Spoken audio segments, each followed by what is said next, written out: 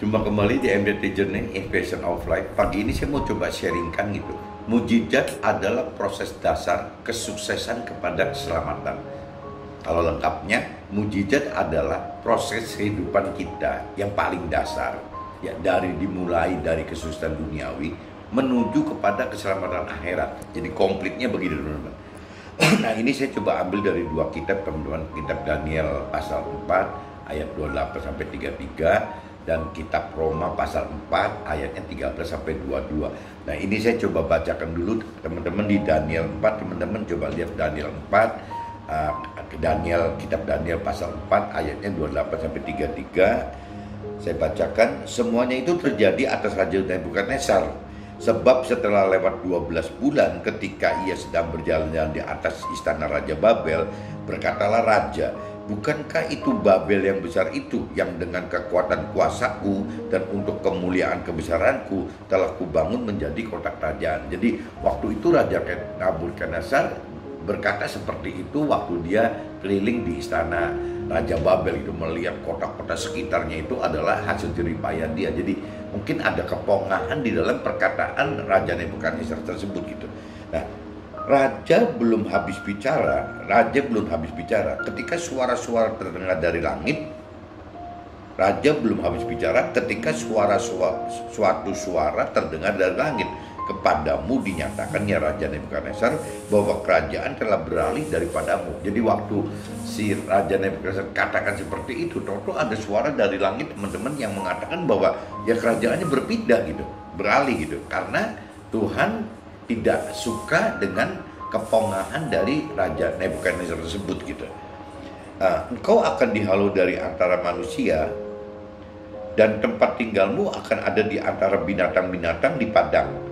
Kepadamu akan diberikan makanan rumput seperti kepada lembu, dan demikianlah akan berlaku atasmu sampai 7 masa berlalu, hingga engkau mengakui bahwa yang maha tinggi berkuasa atas kerajaan manusia dan memberikannya kepada siapa yang dia kendakinya, yaitu Tuhan itu. Jadi Tuhan akan membuktikan kepada Raja Nebukadnezar bahwa bukan kuasanya Raja Nebukadnezar bisa membuat kesuksesan tersebut gitu, tapi ya ada kuasa Tuhan yang terjadi ya melalui Raja Nebukadnezar gitu. Nah, ini Raja Nebukadnezar itu waktu itu sama sekali tidak mengenal Tuhan, teman-teman. Jadi anggapnya ya dia mengandalkan jiwa dia sendiri dan mengandalkan diri dia sendiri gitu. Pada saat itu juga terlaksanalah perkataan itu atas Raja Nebukadnezar gitu.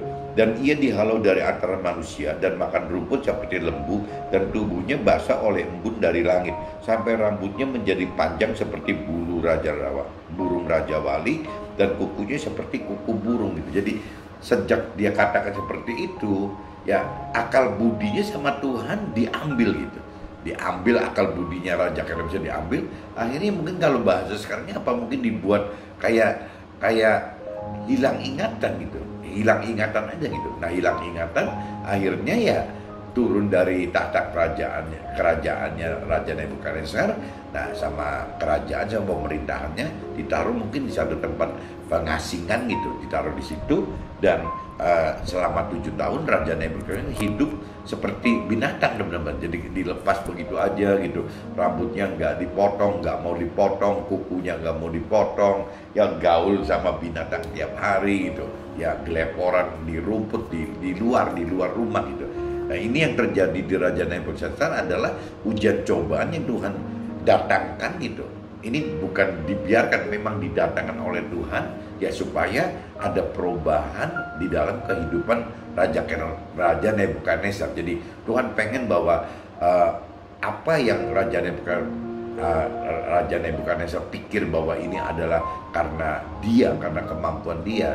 Nah, ini yang akan dibalik sama Tuhan bahwa itu ya karena Tuhan melalui dia gitu, bukan dia. Jadi kalau kita bicara Tuhan ya sumber berkat untuk si Raja Nebukadnezar gitu.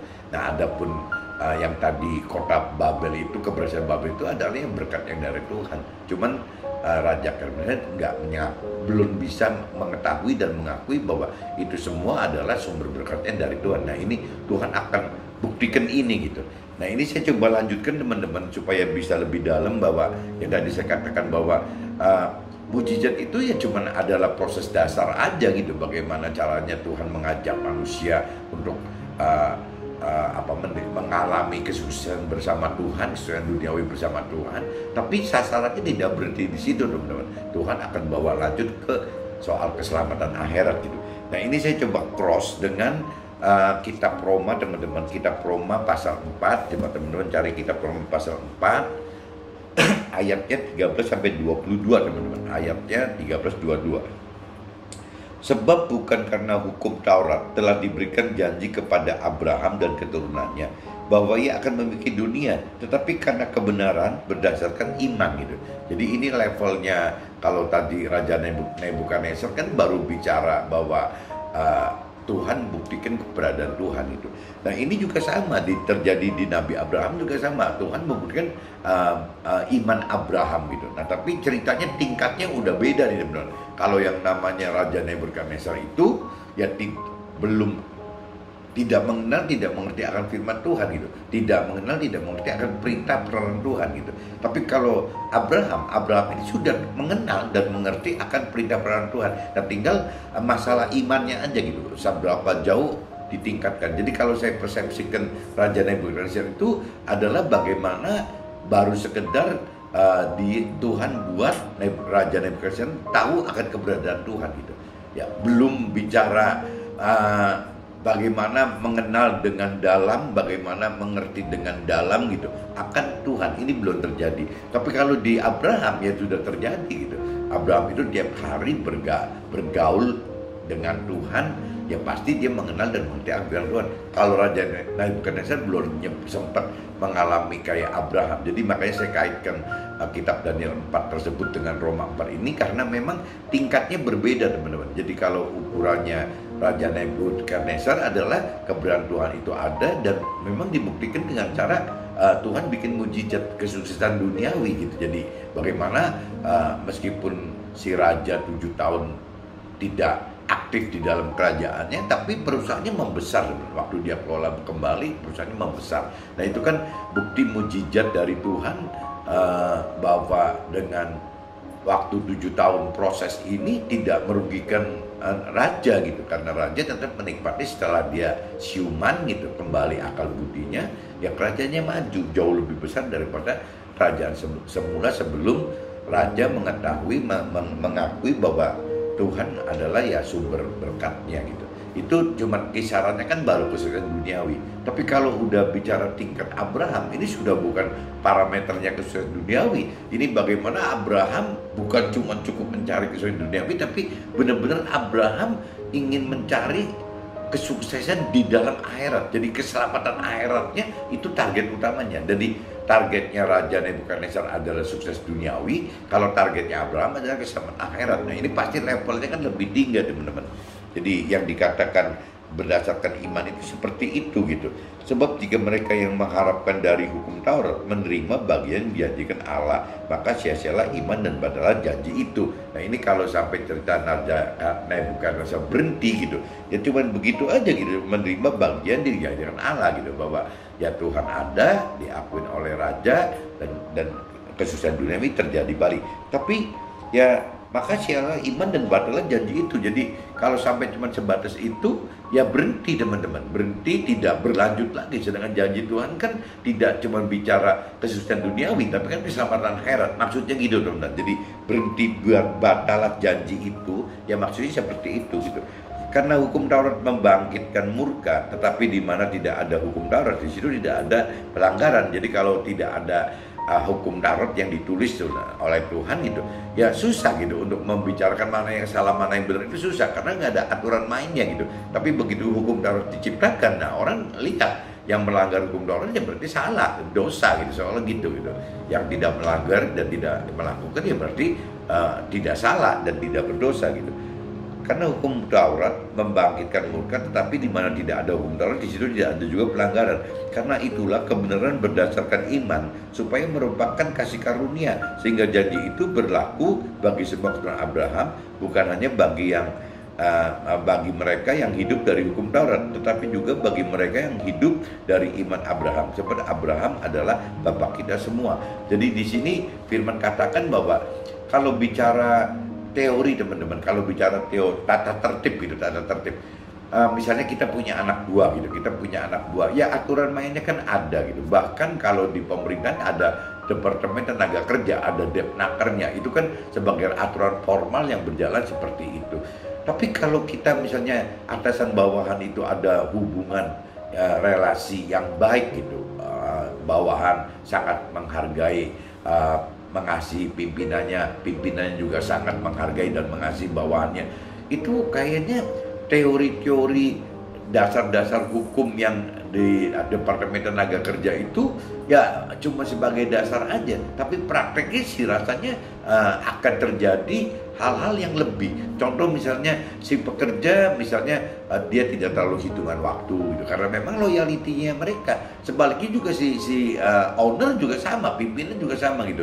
Dia kadang-kadang memberikan ini itu di luar aturan yang semestinya dari Departemen Tenaga Kerja tersebut. Nah itu kan memang ada hubungan khusus. Nah ini Tuhan ingatkan di sini. Jadi sebenarnya hubungan dengan Tuhan itu tidak melulu bicara urusan yang tertulis di firman gitu. Ya di cerita Ayub kan jelas teman-teman dikatakan bahwa ada rahasia hikmat gitu.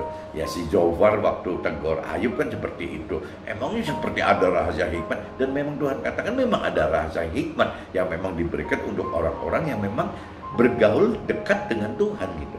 Nah ini yang teman-teman harus tahu bahwa ada hal yang lebih yang di sini dikatakan, bukan teori-teori firman saja gitu, bukan Taurat saja, bukan teori-teori take and give di dalam firman aja, tetapi ada juga rumus kasih karunia teman-teman. Ada rumus kasih karunia di mana kasih karunia itu adanya di iman gitu, terkait dengan iman kita. Abraham sudah nyampe ke titik itu teman-teman. Seperti ada tertulis, engkau telah kutetapkan menjadi bapa banyak bangsa di hadapan Allah yang kepadanya ia percaya, yaitu Allah yang menghidupkan orang-orang mati, yang menjadikan dengan firman-Nya apa yang tidak ada menjadi ada. Nah ini Abraham kan dilatih Tuhan kan seperti itu gitu. Jadi engkau telah kutetapkan menjadi bapa banyak bangsa. Ya itu Abraham sudah dikatakan oleh Tuhan seperti itu, meskipun anak pun belum punya waktu itu teman-teman. Jadi bagaimana pengen ngomong jadi bapak banyak bangsa gitu, anak aja belum ada gitu. Tapi ya kembali lagi karena iman Abraham, ya Abraham percaya gitu akan janji Tuhan. Di hadapan Allah yang kepadanya ia percaya, yaitu Allah yang menghidupkan orang mati dan menjadikan dengan firman-Nya apa yang tidak ada. Jadi Abraham sangat percaya gitu bahwa Tuhan Allah itu bisa menghidupkan orang mati, dan juga ya firman-Nya katakan yang tidak ada jadi ada gitu. Jadi ya di dalam Tuhan itu ada iman Abraham yang seperti itu gitu. Nah ini nggak tahu iman kita atau teman-teman seperti Abraham nggak gitu, percaya nggak bahwa yang Tuhan itu bisa bikin yang tidak ada jadi ada gitu. Tapi juga bisa sebaliknya teman-teman, bisa bikin ada jadi tidak ada gitu. Itu kan karena Tuhan Maha Kuasa gitu. Jadi ya kita harus belajar sampai ke titik iman seperti Abraham ini, iman yang percaya gitu, yang percaya bahwa Tuhan itu bisa bikin ada menjadi tiada menjadi ada gitu. Sebab sekalipun tidak ada dasar untuk berharap, namun Abraham berharap juga dan percaya bahwa yang akan menjadi bapa banyak bangsa menurut yang telah difirmankan, demikianlah banyaknya nanti keturunanmu. Jadi Abraham percaya teman-teman bahwa dia itu akan menjadi bapa banyak bangsa, itu percaya, padahal waktu itu dia punya anak juga belum gitu. Imannya tidak menjadi lemah walaupun ia mengetahui bahwa tubuhnya sudah sangat lemah karena usianya telah kira-kira 100 tahun dan bahwa rahim Sarah telah tertutup. Jadi kalau secara kita tidak bicara secara rohani, tidak bicara secara roh, secara tubuh saja, secara jiwa saja, ya pasti kan umurnya tambah terus. Abraham udah 100-an, Sarah udah 90-an gitu. Ya pasti secara logika ya pasti tubuhnya makin lemah gitu. Jiwanya juga, semangatnya, pikirannya, perasaannya juga udah down gitu. nggak seperti semangat waktu muda gitu. Jadi Abraham merasakan seperti itu, tapi tetap Abraham beriman bahwa percaya gitu, bahwa dia itu percaya akan janji Tuhan gitu. Salah satunya adalah menjadi bapak banyak bangsa gitu. Tetapi terhadap janji Allah ia tidak bimbang karena tidak percayanya, malah ia diperkuat dalam imannya dan ia memuliakan Tuhan gitu. Itu malah seperti itu gitu. Jadi meskipun dia merasa bahwa dia udah tua gitu secara fisik, pikiran juga udah semangatnya udah turun, Sarah juga sama gitu. Ya udah merasa tua juga gitu. Tetapi terhadap janji Allah ia tidak bimbang karena ketidakpercayaannya, malah ia diperkuat dalam imannya dan ia memuliakan Allah gitu, dengan penuh keyakinan bahwa Allah berkuasa untuk pelaksanaan apa yang ia telah janjikan. Nah ini kembali kan masalah iman lagi, kita percaya nggak gitu, kita punya nggak iman seperti Abraham gitu, bahwa ya dalam kondisi sulit apapun juga ujian cobaan yang kita alami saat ini, ya kita percaya bahwa janji Tuhan akan digenapi. Nah problemnya tinggal masalahnya kita percaya, tahu nggak janji Tuhan apa gitu. Kalau kita tidak tahu janji Tuhan, ya cuma sekedar mau ngomong percaya Tuhan, itu ya akan jadi susah. Kita percaya Tuhan, ya sedangkan Tuhan adalah firman gitu. Kalau kita percaya Tuhan tapi kita tidak mengerti akan firman, ya percaya sama siapa gitu, ya nggak ada. Bisa tahu bahwa Tuhan seperti apa itu kan ya karena dari isi firmannya kan. Firman adalah Tuhan gitu. Tuhan katakan seperti itu. Jadi kalau orang yang tidak mengenal firman, ya sama aja tidak mengenal Tuhan gitu. Kalau tidak mengerti firman Tuhan, ya berarti tidak mengenal, tidak mengerti Tuhan. Kalau tidak mengenal, tidak mengerti Tuhan, lah bagaimana bisa mau percaya gitu? Ya, tidak ada yang bisa dipercaya. Nah ini teman-teman coba koreksi diri, apakah saya dan teman-teman seperti itu gitu. Nah ini yang terakhir, karena itu hal ini diperhitungkan kepadanya sebagai kebenaran. Jadi waktu kita beriman gitu, ya itu Tuhan bilang itu kebenaran itu, kita melakukan kebenaran karena ya kita beriman, percaya akan janji Tuhan. Intinya dua kitab ini saya sudah bacakan teman-teman. Nah ini saya coba masuk ke dalam draft yang saya buat, yang apa yang saya alami dalam hidup saya gitu. Proses mencari kebenaran hidup dimulai dengan timbulnya permasalahan sehingga ada perubahan dalam pegangan pedoman hidup itu, yang mana awalnya hanya andalkan jiwa dan kemampuan sendiri, beralih andalkan firman Tuhan dan kasih karunia Tuhan. Jadi waktu awal-awal kita belum mengenal dalam gitu, belum mengerti dalam akan Tuhan, akan firman Tuhan, akan Tuhan gitu. Biasanya begitu teman-teman. Ya kita cuman karena kita terdiri dari 3 dimensi tubuh, jiwa, roh gitu. Ya biasanya jiwa kita yang main kan, bagaimana kita berpikir, bagaimana berperasaan, bagaimana berkehendak. Nah kita ngandalkan jiwa ini teman-teman, dan kekuatan kita sendiri kan gitu. Kita kekuatan semangat kita sendiri, fisik kita sendiri, seperti itu gitu. Nah kalau Tuhan kan beda teman-teman. Tuhan itu pengen menyempurnakan kita itu kan lebih dari itu gitu. Bukan sasarannya cuma untuk kesuksesan duniawi, tapi Tuhan kan pengen sampai keselamatan akhirat. Nah untuk bisa masuk ke dalam keselamatan akhirat, jiwa kita yang berupa pikiran dan perasaan serta kehendak ini harus kita rubah menjadi pikiran dan perasaan serta kehendak Tuhan gitu. Nah pikiran, perasaan, kehendak Tuhan itu adanya di firman gitu. Jadi kalau kita pengen berubah untuk mendapatkan pindah transformasi dari kesuksesan duniawi menjadi keselamatan akhirat, ya ini mau nggak mau harus mengenal firman teman-teman, harus mengerti firman, bahkan harus melakukan firman Tuhan. Nah, cuman waktu kita mengerti firman Tuhan, Tuhan nanti kita tahu bahwa Tuhan udah persiapin persenjataan untuk kita kuat melakukan firman Tuhan, ya berupa roh Tuhan itu teman-teman. Orang Nasrani bilang itu Roh Kudus gitu, tapi kalau bicara bahasa umumnya ya Roh Tuhan. Kalau kata teman-teman di Muslim, saya pernah sharing katanya itu nur, sebutannya nur, jadi kayak semacam cahaya gitu. Jadi ya sama teman-teman, pengen itu Roh Kudus bagi orang Nasrani atau nur bagi orang Muslim gitu, ya itu namanya Roh Tuhan gitu, ya Roh Tuhan yang ada di dalam kita. Nah waktu kita mengandalkan jiwa Tuhan gitu, pikiran perasaan Tuhan yang ada di firman-Nya, nanti terbalik teman-teman, hasilnya itu bukan karena berhasil itu bukan karena kuasa kita. Kalau Raja Nebukadnezar kan diceritakan kayak tadi tuh, bahwa dia tidak mengenal mengerti akan Tuhan, jadi akhirnya dia merasa bahwa ini gua loh yang ngerjain, saya loh yang ngerjain. Nah, sebenarnya Tuhan nggak suka seperti itu karena berujung akan sombong, teman-teman. Kita akan jadi sombong. Jadi Tuhan itu akan lebih memilih bahwa kita sukses itu oleh karena memang kasih karunia Tuhan, bukan karena memang kita mampu sendiri untuk itu. Nah, orang dunia kan hobi, teman-teman.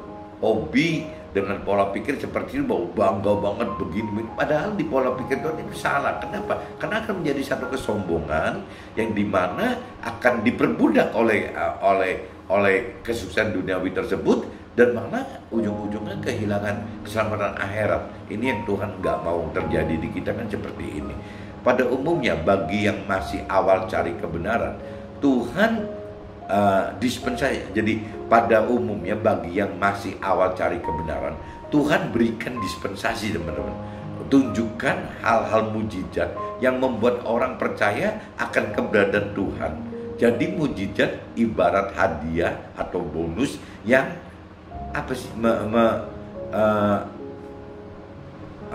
untuk supaya orang yang masih kanak-kanak rohani loh, teman-teman. Jadi kayak membujuk gitu, seperti memberikan hadiah bonus untuk membujuk anak-anak gitu ya, bahwa mujizat itu sebenarnya kategori seperti itu.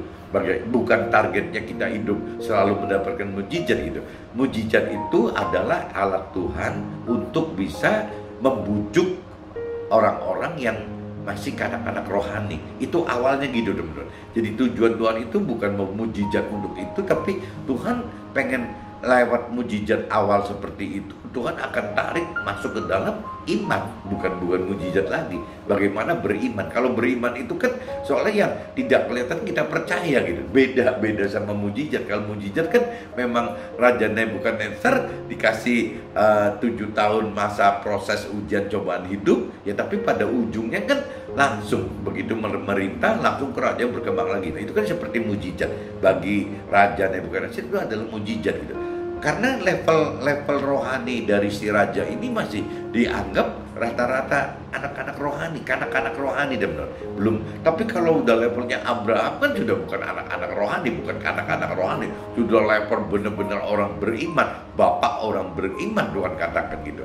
Mujizat yang diharapkan biasanya hal yang terkait dengan kesuksesan duniawi yang meliputi kesehatan, urusan kemakmuran, serta kenikmatan secara tubuh saja gitu. Jadi biasanya kalau mujizat itu orang dunia akan mengakui bahwa wah ada Tuhan loh, ya memang lumayan sih. Jadi adanya mujizatnya untuk mempermudah orang-orang menyatakan bahwa Tuhan itu ada gitu. Nah itu kalau orang dunia tidak dinyatakan dengan kesuksesan duniawi, susah teman-teman untuk orang dunia ikut ke dalam apa yang Tuhan rancangkan dan kehendaki gitu. Jadi mujizat adalah yaitu yang nampak di tubuh aja gitu, baik yang kaitannya dengan kesehatan, dengan mujizat kesehatan, mujizat kemakmuran, mujizat soal misalnya kenikmatan gitu, yang tadinya nggak dapat jadi dapat gitu.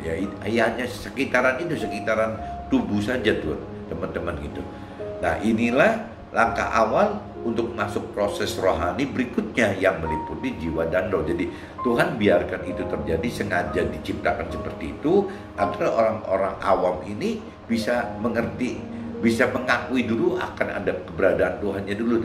Nah setelah ini terjadi baru gitu Tuhan ajak masuk ke dalam proses yang lebih jauh dari hanya proses tubuh saja, teman-teman. Jadi Tuhan pengen diproses urusan jiwanya, dan Tuhan juga akan memproses urusan rohnya kita gitu. Nah proses jiwa adalah proses di mana cara hidup kita diarahkan hidup dengan mengenal dan mengerti serta melakukan firman. Jadi proses jiwa itu adalah proses yang merubah kebiasaan kita yang biasanya semua kita pikirin sendiri, ya kita rasakan sendiri, kita melangkah sendiri gitu. Nanti Tuhan pengen rubah soalnya ya kita harus mempunyai pikiran, perasaan apa yang Tuhan mau gitu. Nah, apa yang Tuhan mau itu adanya di firman, kembali lagi gitu. Jadi balik lagi kita harus mengenal mengerti firman Tuhan, baru bisa kita melakukan firman Tuhan. Kalau kita tidak mengenal, tidak mengerti firman Tuhan, kita tidak mungkin bisa melakukan apa yang pengennya Tuhan. Yang kita lakukan pasti apa yang kita ingini gitu. Ya, apa yang kita rancangkan dan kehendaki. Nah, itu yang Tuhan katakan kalau Kalau orang seperti ini ya akan ada kemungkinan malah miss gitu, akan kehilangan arah yang sebenarnya gitu. Jadi memang kita mesti bergantung ke Tuhan, benar-benar bergantung ke Tuhan melalui menjalani hidup firman-Nya gitu, perintah peraturan Tuhan di dalam firman-Nya, dan juga bagaimana hidup dengan berdampingan dengan Tuhan gitu, dengan roh Tuhan di dalam kita itu gitu. Jadi diulang lagi, proses jiwa adalah proses di mana cara hidup kita diarahkan hidup dengan mengenal dan mengerti serta melakukan firman Tuhan. Butuh perubahan dalam proses jiwa tersebut gitu. Di mana awalnya kita hidup dengan jiwa kita sendiri, sekarang harus dengan jiwanya Tuhan. Di mana pikiran dan perasaan serta kehendak Tuhan semua ya tertulis di dalam firman. Jadi bagaimana caranya kita hidup berubah, teman-teman, dari yang seenak kita, sekarapnya sendiri gitu, sekehendak sendiri.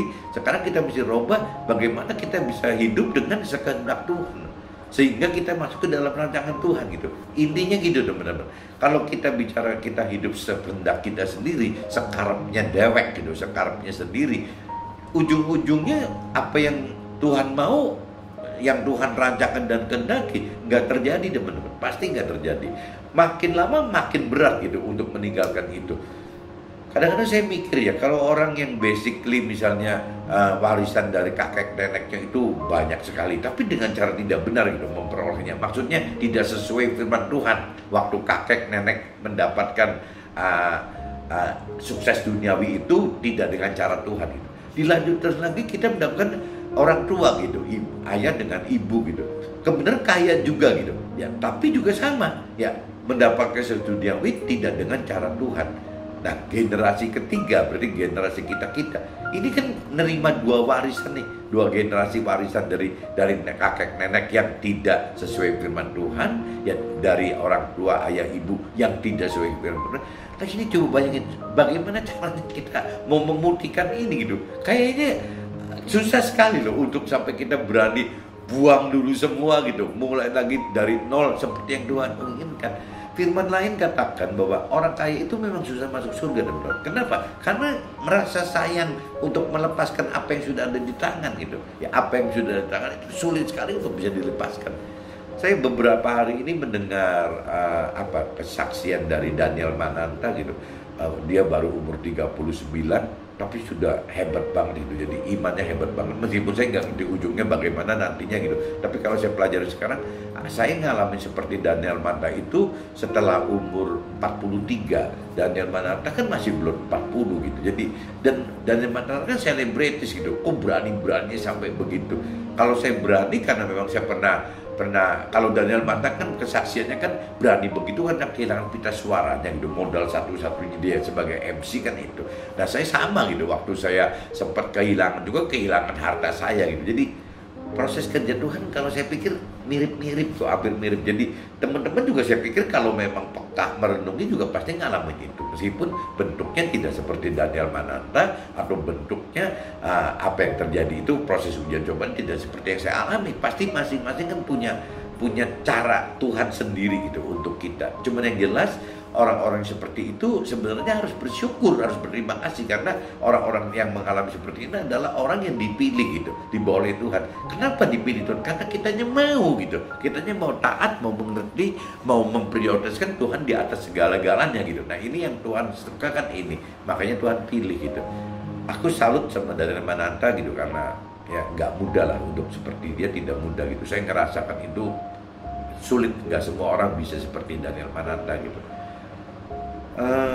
Jadi intinya gitu. Jadi bagaimana caranya hidup kita ini sekarang sudah terarah di dalam relnya firman Tuhan gitu. Jadi bagaimana kita hidup itu harus melalui setiap hari itu harus melalui proses ya, bagaimana taat terhadap perintah peraturan Tuhan itu.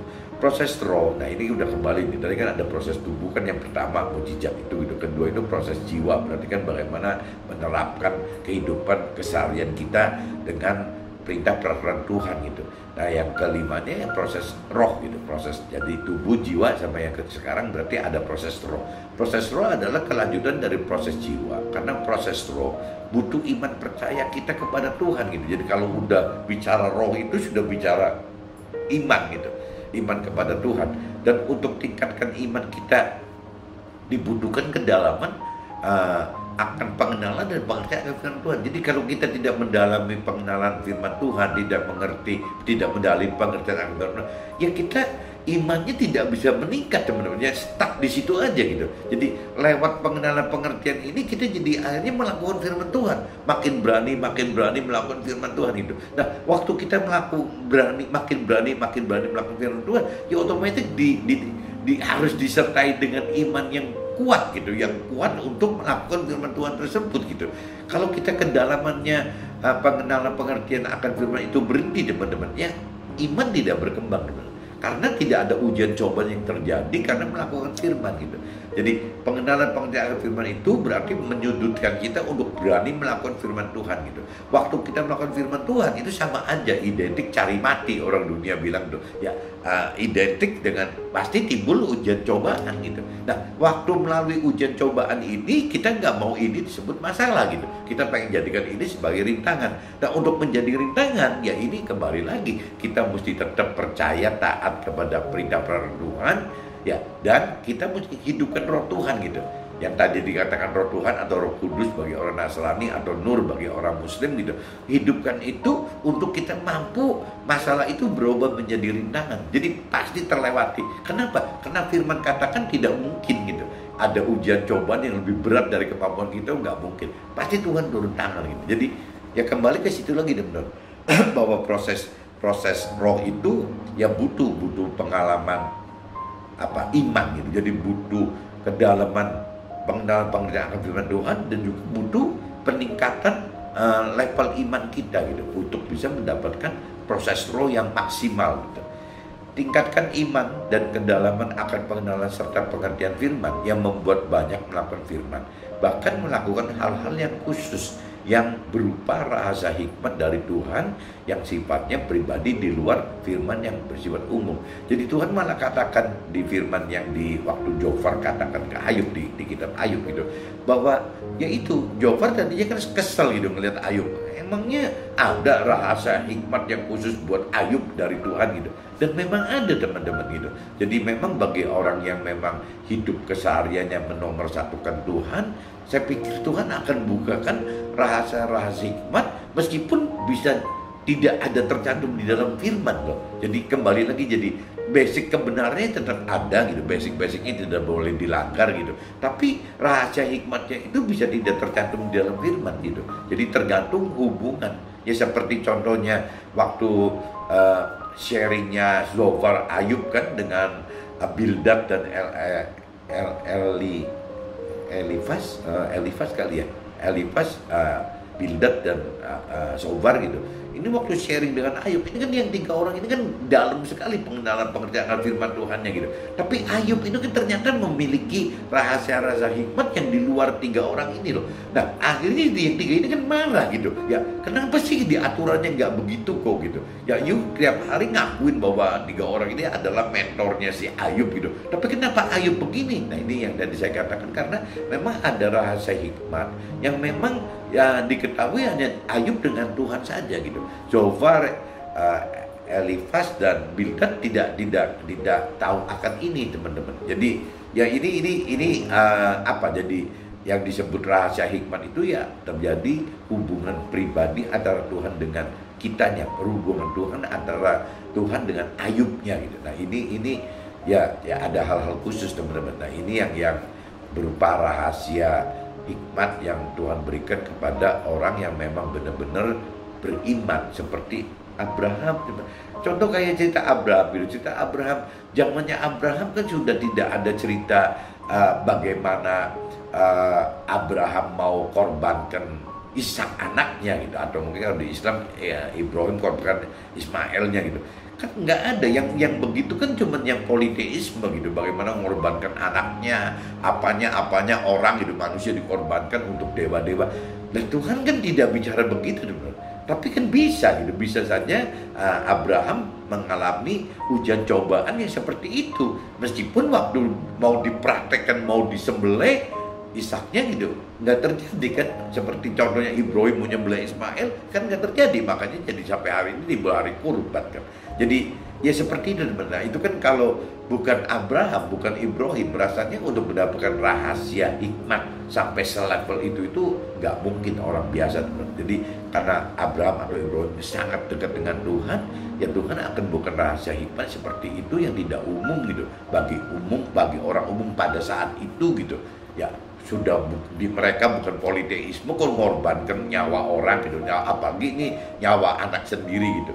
Tapi ya Tuhan bisa bukan rahasia hikmat untuk kita menghadapi ujian cobaan semacam itu. Nah itu kembali ke testing iman kan, bagaimana ketinggian level iman itu Tuhan pengen tahu gitu. Jadi satu-satunya yang diharapkan oleh Abraham pun ya ternyata Ibrahim rela korbankan untuk Tuhan. Ya Tuhan suka itu gitu. Tuhan suka seperti itu.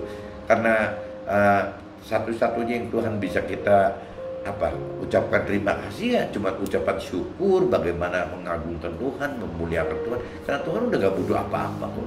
Tuhan maha pencipta, maha kuasa gitu, pencipta kita ya, sumber berkat ya, bagaimana kita mau beri berkat kan tidak. Jadi cuma satu-satunya rasa syukur kita dan pujian penyembahan yang pantas gitu untuk Tuhan, untuk mengagungkan Tuhan dan memuliakan Tuhan. Mungkin pagi ini saya cuma ingatkan begini aja teman-teman. Jadi yang menerima mujizat ya syukurlah bisa menerima mujizat sehingga mengakui keberadaan Tuhan lebih serius lagi gitu. Tapi saya ingatkan ya bagi yang sudah menerima mujizat itu jangan berhenti sampai di situ gitu. Jadi jangan berhenti cuma di kitab Taurat aja, jangan berhenti cuma di perjanjian seperti itu gitu. Yuk coba kita gali lagi seperti Abraham gitu. Bagaimana kita untuk meningkat lepas dari mujizat yang hanya sekedar untuk proses kesuksesan duniawi di tubuhnya gitu. Coba kita masuk lagi bagaimana mencari proses masuk ke dalam keselamatan akhirat yang ada di dalam jiwa dan roh kita. Mudah-mudahan bisa ketangkap pagi ini sih teman-teman, dan silakan ikuti jejak-jejak Abraham agar kita benar-benar mendapatkan keselamatan akhirat seperti yang Tuhan rancangkan dan kehendaki bagi kita. Oke? See you. Bye-bye.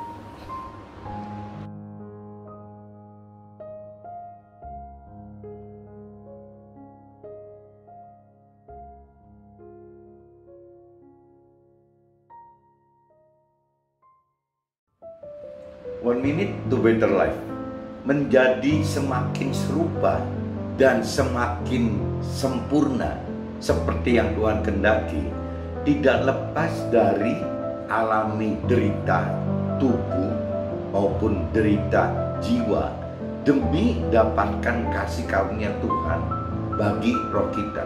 Oke?